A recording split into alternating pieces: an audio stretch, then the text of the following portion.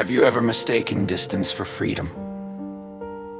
Have you ever walked away from love, convinced you would find something greater on your own? This is not just an ancient story. It is the story of a heart that wandered and a love that waited. Before we continue, subscribe to Sacred Pages of Faith, where scripture comes alive through stories that speak to the soul.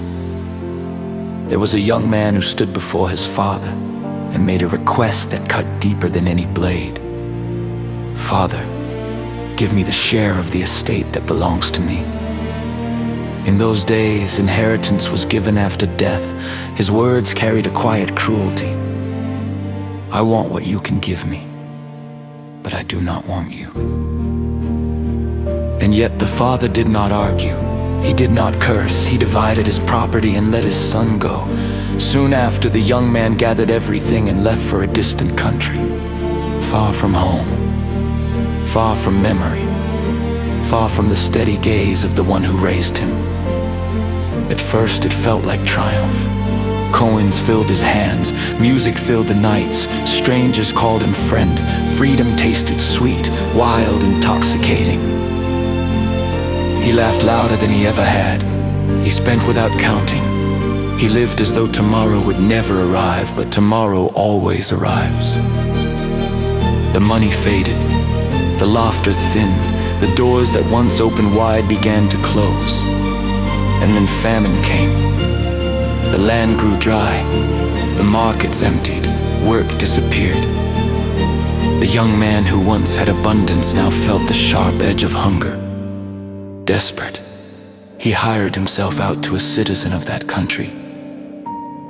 He was sent into the fields to feed pigs, creatures considered unclean, symbols of shame. Mud clung to his clothes, the smell settled into his skin, silence pressed against his chest. He watched the animals eat and felt envy. He was so hungry he longed to fill his stomach with the pods given to pigs. And no one gave him anything. Then in the lowest place imaginable, something stirred within him. A memory, a voice, a home. He saw his father's house in his mind, bread on the table, servants well fed, laughter not bought but shared. And he said to himself, how many of my father's hired servants have food to spare?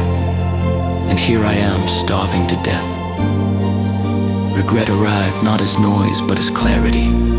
He rehearsed the words he would speak. "Father, I have sinned against heaven, and against you I am no longer worthy to be called your son. Make me like one of your hired servants." He did not expect restoration. He did not dream of embrace. He hoped only to survive, so he began the journey home. Each step carried the weight of pride broken.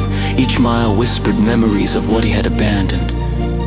The road felt longer than before, but while he was still a long way off, his father saw him. The father had been watching, day after day, eyes fixed on the horizon.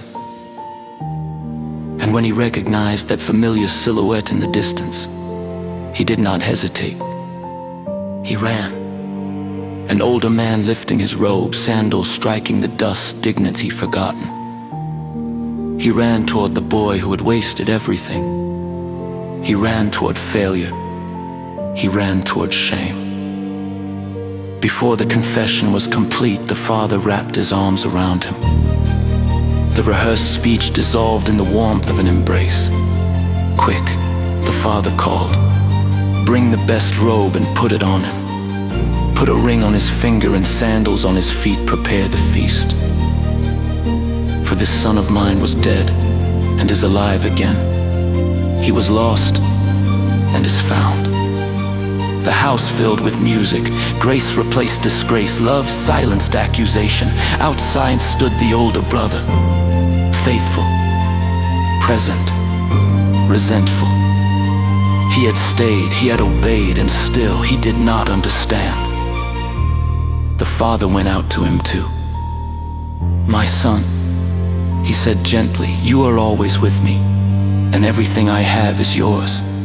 But we had to celebrate. Your brother was dead and is alive again. He was lost and is found. Two sons. One ran from love.